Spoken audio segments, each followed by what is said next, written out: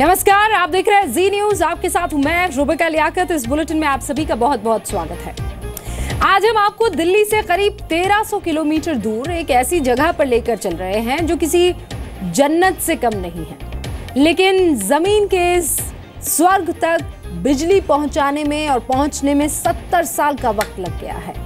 हम बात कर रहे हैं लेह की, जो आज भी संचार सुविधाओं से लेकर अस्पताल, स्कूल और सड़क जैसी बुनियादी जरूरतों की कमी से संघर्ष कर रहा है। विडंबना यह है कि लेह के कई हिस्सों में आजादी के 70 सालों के बाद भी इलेक्ट्रिसिटी पहुंची नहीं है। देर से ही सही, अब इस दिशा में पर्याप्त कदम उठाए जा रहे हैं, प्रयास हो रहा है और तस्वीर धीरे धीरे वहां की बदल भी रही है।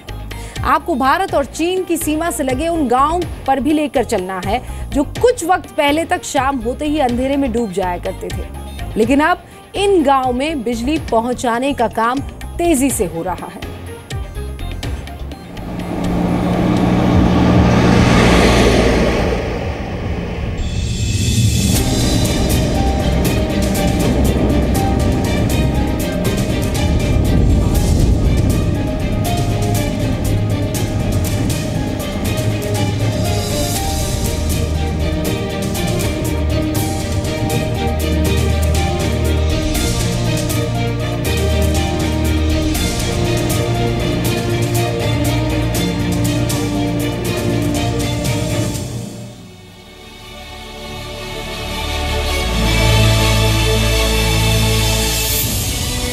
अंधेरी रात में जगमगाती देश के ये एक ऐसे इलाके की तस्वीर है जो शाम होते ही कभी अंधेरे में डूब जाया करते थे। ये तस्वीर है भारत चीन सीमा के नजदीक बसे उन गांवों की जो आज बदलते भारत की कहानी बयां कर रहे हैं।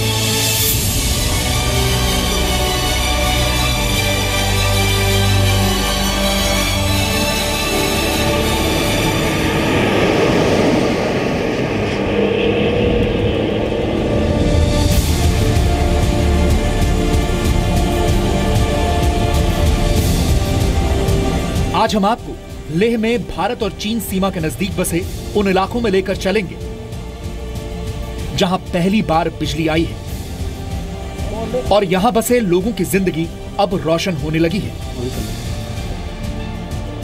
आखिर इस बदलाव के पीछे क्या वजह है?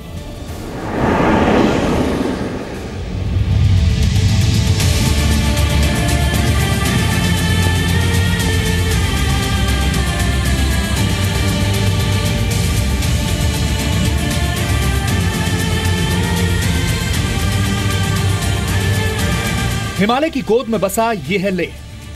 हर तरफ बर्फ से ढके पहाड़ और टेढ़े मेढ़े रास्ते। अक्सर यहां दिन का तापमान 0 डिग्री रहता है, वहीं रात को -10 से लेकर -15 डिग्री तक तापमान पहुंच जाता है। ठंड से हमें यहां सब कुछ जमा हुआ मिला, यहां तक कि पाकिस्तान की ओर जाने वाली सिंधु नदी भी। हम इस वक्त लेह में हैं और हमारे पीछे आप देख रहे हैं कि ये सिंधु नदी है। इस वक्त ये नदी पूरी तरीके से जमी हुई है, सफ़ेद रंग की इस पर बर्फ़ की एक तरीके से चद्दर है। और ऐसे मौसम में यहाँ चूँकि लेह में काफ़ी ठंड होती है, रात में इस वक्त तापमान -20 डिग्री तक चला जाता है। और ऐसे मौसम में यहाँ पर रहना, क्योंकि यहाँ तमाम तरीके की दिक्कतें हैं। यहाँ ऑक्सीजन की बहुत कमी है क्योंकि ये इलाका काफ़ी ऊंचाई पर स्थित है। लेह कस्बे से करीब 70 किलोमीटर की दूरी तय करके हम आलची गांव पहुंचे, जहां सिंधु नदी पर बना है दुनिया की सबसे ऊंची जगहों में से एक निमो बाजगो डैम।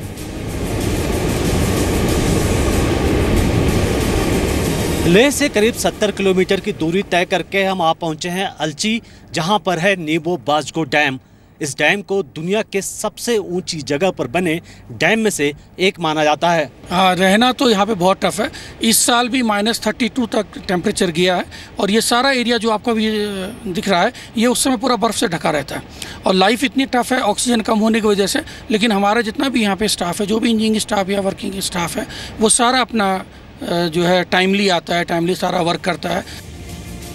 सिंधु नदी पर बने इस डैम को प्रधानमंत्री नरेंद्र मोदी ने 2014 में राष्ट्र को समर्पित किया।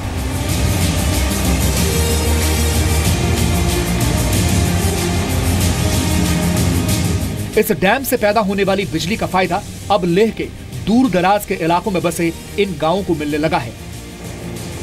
लेकिन सिंधु नदी पर बने इस डैम का पाकिस्तान लगातार विरोध करता रहा है। सिंधु नदी पर बना ये वो डैम है जिससे बनने को लेकर के पाकिस्तान ने काफी विरोध किया। ये वो डैम है जो पाकिस्तान की आंखों में खटकता है। सर, इसकी स्ट्रेटेजिक इंपॉर्टेंस भी काफ़ी ज़्यादा है, क्योंकि हम देखते हैं कि एक तरफ चीन की सीमा है, दूसरी तरफ पाकिस्तान है। ऐसे वक्त में यहाँ काफ़ी आर्मी की भी प्रेजेंस है, वो उनको भी काफ़ी इलेक्ट्रिसिटी या पावर की ज़रूरत होती थी। तो स्ट्रेटेजिक लिहाज से बात करें, उसकी इंपॉर्टेंस क्या है, और जब से यहाँ पर जो पावर जनरेशन होने लगा, हमारी डिफेंस फोर्सेस के लिए कितनी आराम की चीज़ें अब शुरू हो गई? नहीं, डिफेंस में कई यूनिट ले के आसपास में हमसे बिजली ले रहे, और कई यूनिट अभी भी नहीं ले पाए।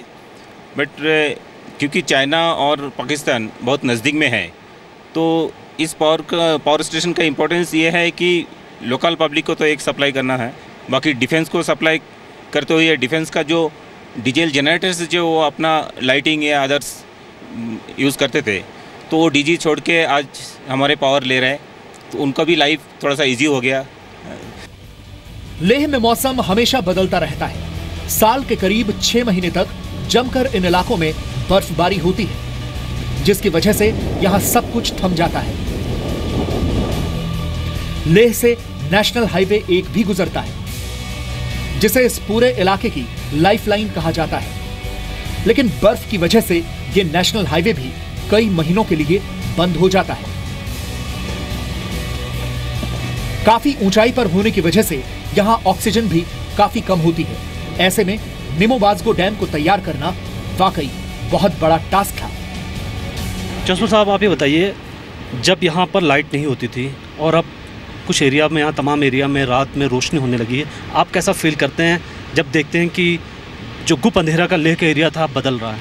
एग्जैक्टली, आप जहाँ भी मतलब कंट्री के डेवलपमेंट के लिए सबसे महत्वपूर्ण चीज़ जो हमारे पास है कि इंफ्रास्ट्रक्चर डेवलपमेंट, चाहे वो रोड हो, बिजली हो, तो यहाँ के लिए एक मैंने आपको पहले ही बताया था कि बहुत ही एक टर्निंग पॉइंट है ये। और यहाँ के लाइफस्टाइल बिल्कुल चेंज हो गया, क्योंकि 2012 तक जो स्थिति थी यहाँ पे बिजली की, उतना अच्छा नहीं था। विंटर्स में तो स्पेशली जो माइक्रो हाइडल प्रोजेक्ट्स थे वो बंद हो जाते थे फ्रीजिंग होने की वजह से, तो विंटर्स में सिर्फ डीजल जनरेटर्स ही चलता था। निमोबाजगो डैम से जनरेट होने वाली बिजली लेह के दूर दराज के इलाकों तक अब पहुंचने लगी है। इन इलाकों में पहले डीजल सेट से बिजली पहुंचती थी, जो दिन में महज 2 से 3 घंटे के लिए ही आती थी। ऐसे में हम लेह कस्बे से करीब 120 किलोमीटर दूर लामा यूरू गांव पहुंचे।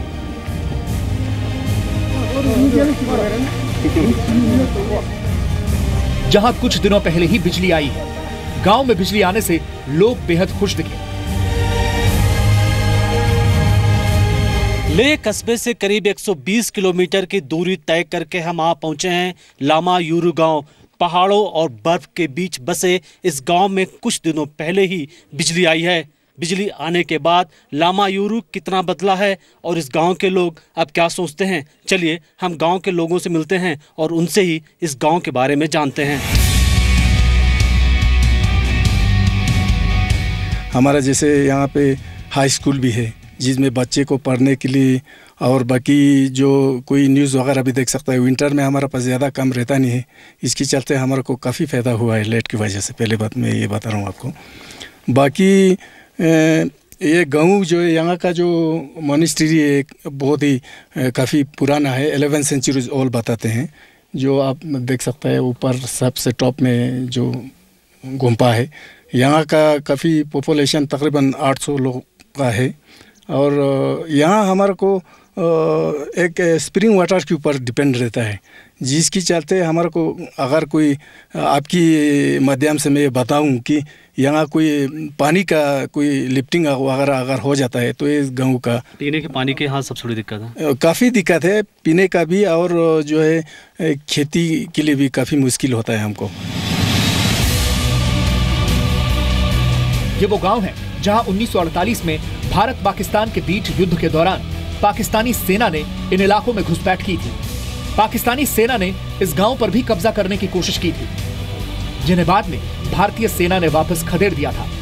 लामा युरू गांव के लोगों को आज भी वो दिन याद है। ये इंडिया को ये लोगों ने साथ दिया है, ये इधर गया ये इधर है उधर है करके सबको कहीं जगह जगह में दिखाने के लिए गया। इस गांव में पाकिस्तानी सैनिक आए थे, रुके थे? आया था, यहाँ से तो वहाँ तक क्या सासपत तक गया। सब उनका एक बहुत यानी बम छोड़ने वाला एक टॉप था, वो उधर सब लोगों को इधर लगा के लेके गया 15-20 आदमी। कितने दिन थे यहाँ पे पाकिस्तानी सैनिक? कम से कम 21 महीना समझो। लामा युरू गांव के साथ साथ हम पास के ही एक और गांव अलची गए। यहां भी लोग 24 घंटे बिजली मिलने से काफी खुश हैं। अलची गांव के इस परिवार ने हमें शाम के वक्त अपने घर पर चाय के लिए बुलाया। बिजली आने से इस परिवार के बुजुर्गों से लेकर बच्चे भी बहुत खुश हैं। लेकिन लेह के लोगों के सामने कुछ दूसरी दिक्कतें भी हैं। हम इस वक्त लेह के अलची गांव में हैं और अलची गांव में एक घर में आए हुए हैं जहां पर आप देख सकते हैं पूरा परिवार यहां पर बैठा हुआ है। चूंकि बिजली आ गई है तो यहां पर जाहिर है कि रोशनी है और इस वजह से रौनक दिख रही है इस घर में। जहां एक तरफ टीवी चल रही है वहीं दूसरी तरफ आप देखें तो यहां पर पूरा परिवार एक साथ बैठा हुआ है। लेकिन कुछ दिनों पहले ऐसी यहाँ तस्वीर नहीं होती थी। ज़रूर मिलना चाहिए सर, वहाँ बहुत फैसिलिटीज़ होता है इंटरनेट के बारे में। यहाँ बहुत मतलब कम होता है सर, सिग्नल कम होता है, इंटरनेट ज़्यादा नहीं चलता है सर। गांव में तो बहुत मुश्किल है सर, ले में थोड़ा बहुत चलता है सर। तो जॉब के लिए वो एडवर्टाइजमेंट होता है ना सर, वो हम दिखाई नहीं देते हैं क्योंकि इंटरनेट की वजह से। अलची के हम घर में हैं और हम बात करते हैं। हमारे साथ स्टूडेंट है, आप नाम बताइए और किस क्लास में पढ़ती हैं? मेरा नाम सोना मोमो है और मैं क्लास 8 में पढ़ती हूँ। आपने क्या सोचा, आगे पढ़ाई करके क्या बनने को सोचा है? मैंने सोचा है कि मैं पायलट बन। पायलट ही क्यों, कुछ खास वजह? नहीं, मुझे अच्छा लगता है। लेह में साफ पानी न मिलना एक बड़ी समस्या है। हालांकि लेह अब पहले से काफी बदल रहा है। नेशनल हाइड्रो पावर कॉर्पोरेशन यानी NHPC के निमोबाजगो डैम से मिलने वाली बिजली ने इन लोगों की जिंदगी पहले से थोड़ी आसान कर दी है। इतने मुश्किल मौसम और -28 डिग्री के तापमान में काम कर रहे ये लोग सही मायनों में देश के हीरो हैं।